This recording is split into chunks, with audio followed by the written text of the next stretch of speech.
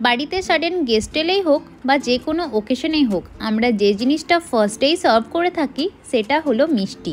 আর এই মিষ্টিটা যদি বাড়িতে হাইজেনিকভাবে বানানো হয় তাহলে টেস্টটা আরও স্পেশাল হবে।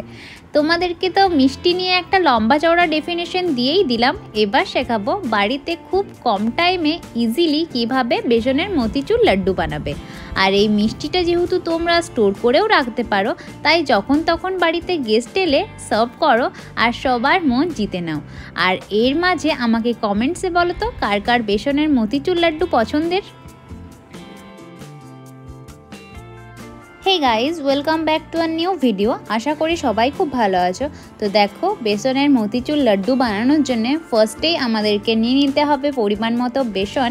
আর এটাকে এখন একটু একটু করে জল দিয়ে ভালোভাবে ফেটতে থাকবো। আর ফেটতে ফেটতে যখন এটা একটা স্মুথ টেক্সচার হয়ে যাবে, এর মধ্যে কোনো লাম্প থাকবে না, তখন আমি অ্যাড করব 1 পিঞ্চ ফুড কালার।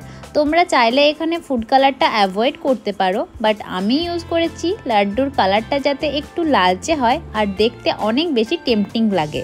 এবার ওভেনে ফ্রাইং প্যানের মধ্যে নিয়ে নিয়েছি বেশ অনেকটা পরিমাণ রিফাইন্ড অয়েল, আর নিয়ে নিয়েছি এরকম একটা শেপের ঝাঁঝরি যেটার মধ্যে অনেক ছিদ্র আছে।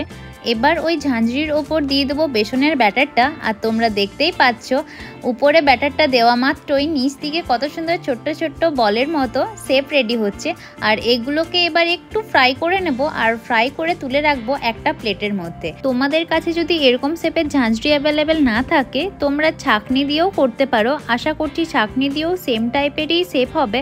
আর তাছাড়াও এরকম শেপ নিয়ে করবেই কি, এটাকে তো একটু গ্রাইন্ড করতেই হবে বলো। আর তোমাদেরকে আরেকটা জিনিস বলি, এই ছোট্ট ছোট্ট বেসনের বলগুলোকে কিছুক্ষণ চিনি সিরাপে ডুবিয়ে রাখলেই বোঁদে রেডি হয়ে যাবে। তো দেখো, তোমাদেরকে একটা মিষ্টি রেসিপি শেয়ার করতে গিয়ে আমি আরেকটা মিষ্টি রেসিপিও শেয়ার করে দিলাম। তো দেখো, তোমাদের সাথে গল্প করতে করতে এইদিকে সব ব্যাটারটাই ভাজা হয়ে গেছে আর এতগুলো ছোট্ট ছোট্ট বলও রেডি হয়ে গেছে। এবার এগুলোকে একটু ঠান্ডা করে নিয়ে গ্রাইন্ড করে নিতে হবে। আর গ্রাইন্ড করার সময় মনে রাখতে হবে একদম পাউডার যাতে না হয়ে যায়, একটু দানা দানা থাকলে বেশি ভালো হয়। তো কয়েক সেকেন্ড গ্রাইন্ড করে নিলে এরকম একটা পাউডার পাউডার টাইপের হয়ে যাবে। আর এটাকে এবার ঢেলে রাখবো একটা প্লেটের উপর। আমাদের মিষ্টি বানানোর কাজ কিন্তু অর্ধেকেরও বেশি কমপ্লিট, আর জাস্ট একটু মতো বাকি আছে। মানে চিনির সিরাপটা তো বানাতেই হবে, তোমরা জানো সব মিষ্টিতেই চিনির সিরাপ দরকার হয়। তো চিনির সিরাপ বানানোর জন্য ওভেনে চাপিয়ে দিয়েছি কড়াই, আর কড়াইটা একটু গরম হয়ে গেলে এর ওপর দিয়ে দিয়েছি বেশ কয়েক চামচ ঘি।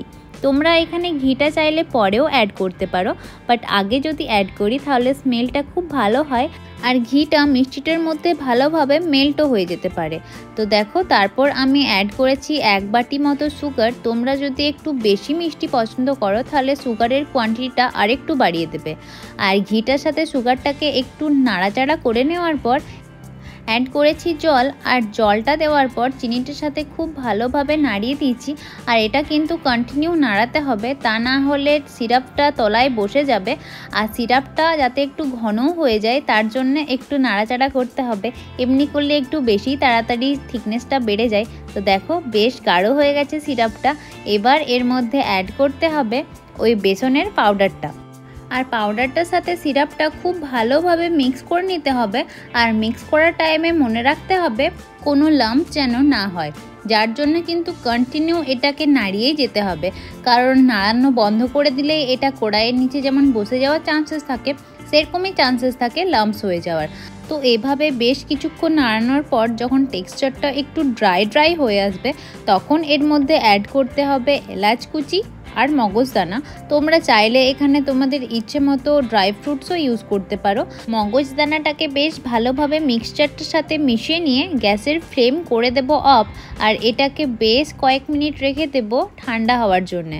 তো এটা যেহেতু একটু থিক আছে, সেই জন্য এটা ঠান্ডা হতে ওই 10 থেকে 12 মিনিট মতো লাগবে। তো দেখো, 10 থেকে 12 মিনিট পর অলমোস্ট ঠান্ডা হয়ে গেছে।